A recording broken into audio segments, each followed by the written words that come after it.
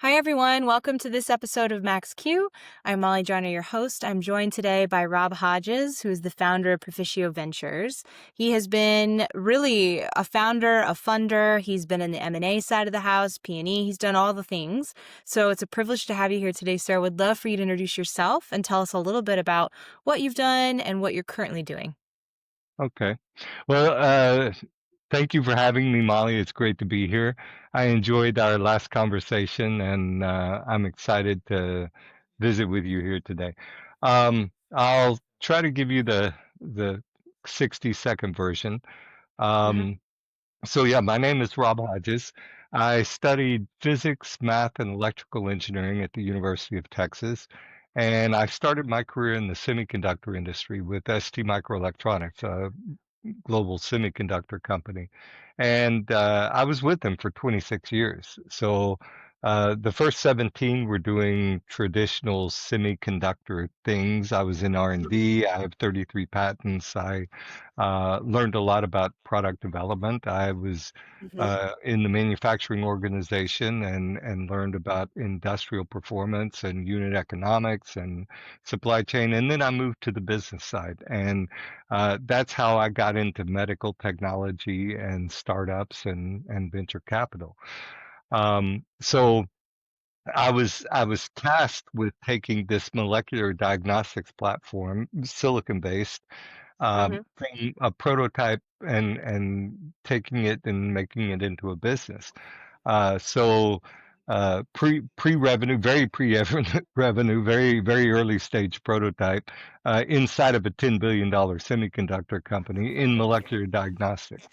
And so we were able to do some things, work with some global players in semiconductor industry, and I coordinated an investment into a startup diagnostics company in Singapore, Hmm. and that's how I moved over and became the COO in a startup company.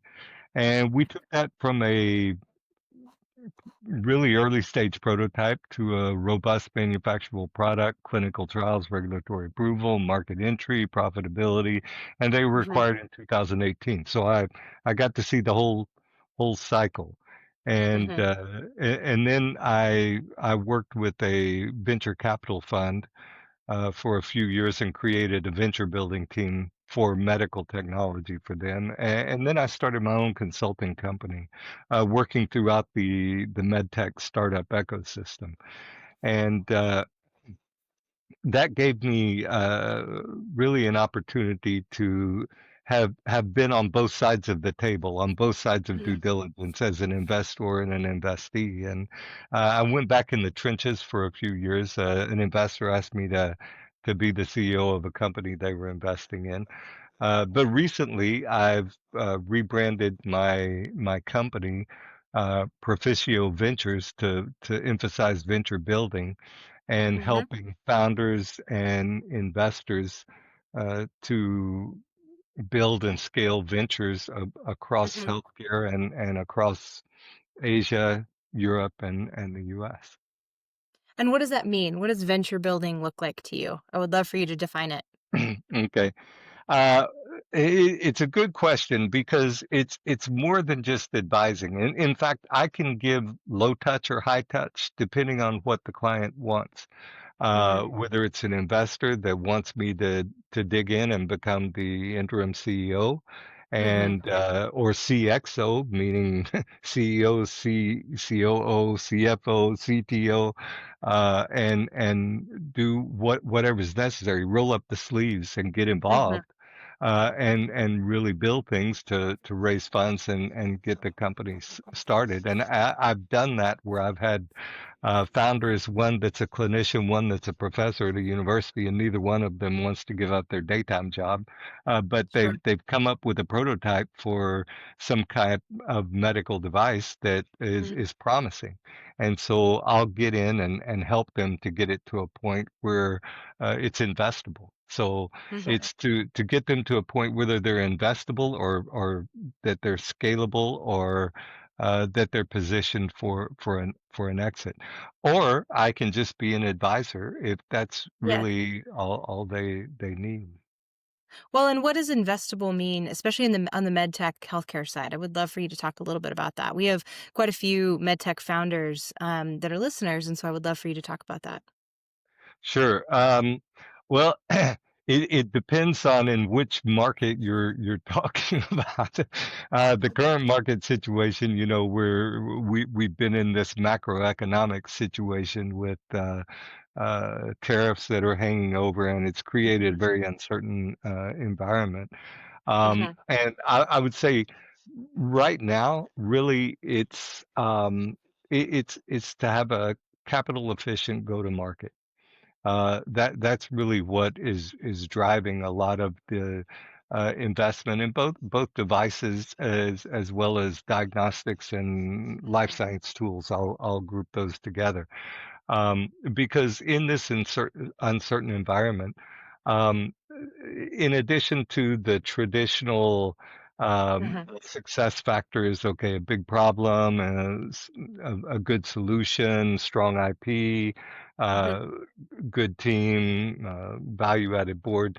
It's the two things that I've found that really differentiate the successes from the failures are adaptability and perseverance. And that's no different to today. It's Hmm. just that now the focus is really on how you can be capital efficient with your Hmm. go-to-market. And um, it, really what investors are looking for because they've moved downstream as the M&A has moved downstream to Right. have more traction. Also, the investors have moved downstream. And so it means having a strong market presence and significant clinical validation Hmm. right now. Okay. How do you help with that, especially the clinical validation? I was going to say Validation. valuation. We're talking about investors, but validation, all the similar words. Similar words. Yes. So I have actually helped some startups because of my background, and I've actually done things before. I've done a project for one client who asked me to help them obtain FDA regulatory approval Mm. for an image analysis product that they had. Mhm. So I built an entire huge project plan, Gantt chart. Detailed on Yep. really taking the product from where it was all the way through clinical trials, Mhm. clinical validation, also the preclinical studies, analytical performance, meaning bench level performance, repeatability, Mhm. reproducibility, and then through really first in human studies, Mhm. and all the way through the full clinical trials in order to have a regulatory submission to obtain regulatory approval because that's of course one of the challenge about deep tech and med tech Right. specifically is you need the clinical trials and you have this third party regulatory approval Mhm. before you can really sell and really Yes, get to a point where you can scale up and even that doesn't guarantee anything because you that's still true. need payments, you need Yes. reimbursement, you need those things to go along with it. So um, G- regulatory approval How long is gets you that the first process? phase. Yes. How long is that process? That was gonna be my How long next is that question. process? Well, it depends. I'm sure it depends on Regulatory the type. approval can be 18 months Okay. um, in order to complete all of that. If you have the right funding Mhm. and you have key opinion leaders that are willing to participate and Yeah. be a part of the clinical validation, so you Mhm. really need to have a good again it comes to execution. You have to have a really good plan that you can execute and really be able to fall in line with doing everything according to that plan and get the data and then have it be good data that will allow you to be able to get the approval. Reimbursement can take much longer. Now there are paths where you can do Mhm. in parallel. but it can take some significant time. So it's also that's part of the go to market too, is not just waiting to have reimbursement. How can you have Mhm. your product be used either in a lab, a CLIA lab, for example, for diagnostics, or in a clinic as part of the standard therapy that is reimbursable to a clinic, and maybe you start off there before you start off selling it as a regulatory approved medical device. Well, and where do you see, because I know every industry is different, but while I have you here, I would love to talk a little bit more about medtech, biotech, healthcare. Those founders, what kind of journey or timeline are they looking at when they get started? Yeah. Uh, Deep tech, you need a longer runway and patient capital, and you're really looking at 7 to 10 years, even longer, Mhm. that it can take to go from really a prototype to exit. We had our prototype in 2005, and we exited in 2016. Okay. Was when this company was acquired. I see that as being fairly standard. Okay. It depends if it's really novel and it Mhm. goes through a de novo approval instead of an Yep. iterative 510K. It can exit faster. It can even exit pre-revenue or Mm. much earlier stage than if it's an iterative 510K. You're building a better mousetrap and you need more traction Okay. and to really demonstrate adoption before you can get to a point where you're ready for or the acquirers are really ready to make it happen. And when you say acquirers, are you talking about the big players? Are you talking about, can you talk a little bit about what that space Yeah, looks like? yeah. Well, in pharma, you'll see a lot more IPOs. In medical devices and diagnostics, Mhm. including digital health, it tends to be more M&A activity. Yeah. So then you're talking about the typically the major players that are either looking at strategic acquisitions or bolt-ons that go along with their existing businesses.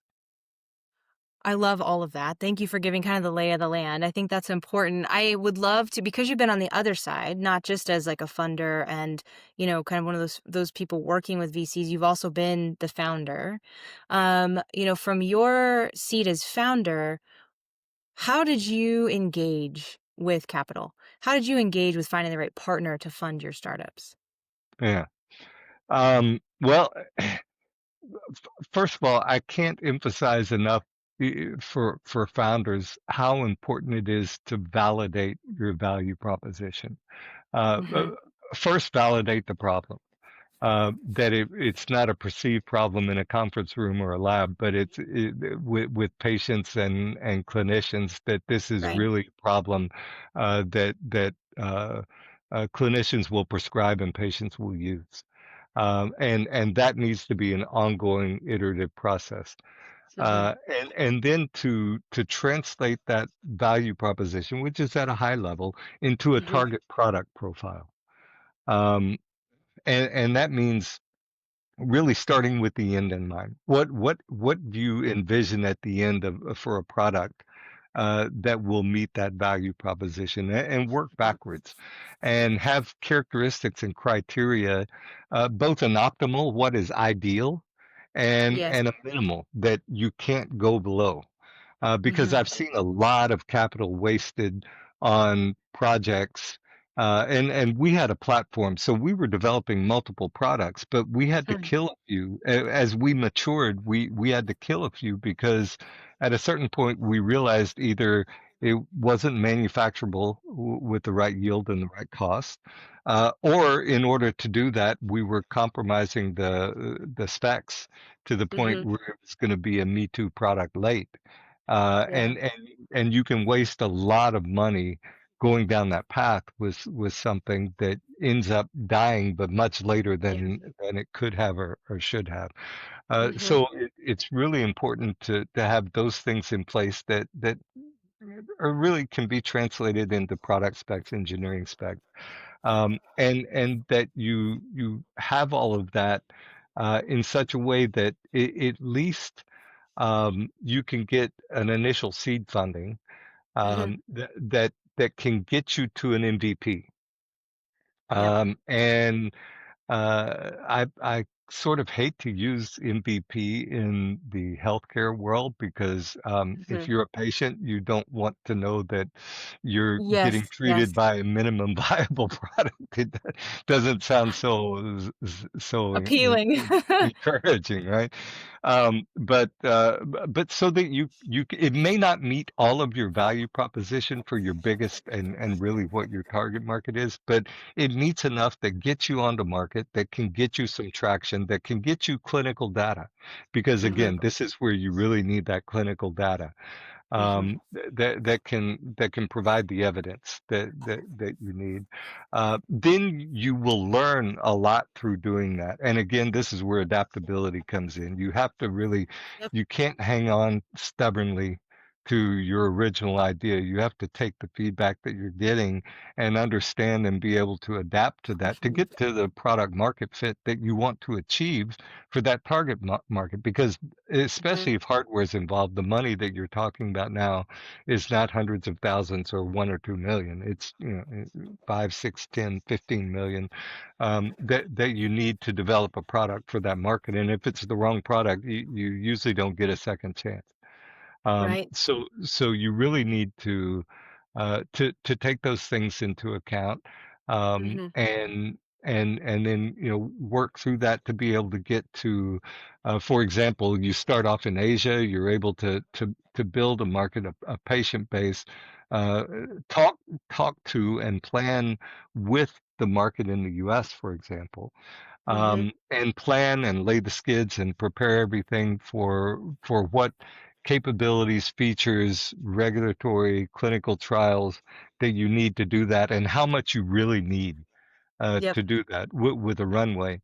And then the chances are much better that you'll be able to get what you Hmm. need to be able to get to the market where you can really get the traction that you want to see and be able to scale it up Yes. at that point and get to the point where you're positioned well for an exit. Well said. This is a lot of good information. And we always keep these short, but I feel like that was a lot packed into like 15, 20 minutes. I always end with what are you currently reading? That's a good question. At least once a year, sometimes twice a year, I read The Effective Executive by Peter Drucker because it's never been proven you can manage another person, but you can certainly manage yourself better. And I like to remind myself of that. Hmm. But I've been reading this Venture Meets Mission, Okay. which is about mission-driven entrepreneurship. And it's something that I've been in the industry for 4 decades now, so Hmm. I'm a bit older, and now is my time to give back to the next generation of entrepreneurs. And as part of doing that, I like to think, especially of healthcare, is that we're not just talking about profit and revenue, Hmm. but improving people's lives. Hmm. And I think it's very important for founders to either um, do something that they're standing for or standing against, and that it be mission driven in what they're trying to do, rather than just try to make money. Hmm. Because chances are they won't be able to do that. But if they focus on a mission and they're able to deliver that, the chances are much better that they'll actually make a difference in healthcare and make money. Well said. Wonderful. Well, thank you so much for your time today. I appreciate it. If I'll link connection, all the descriptions. If you want to connect with Rob, please reach out.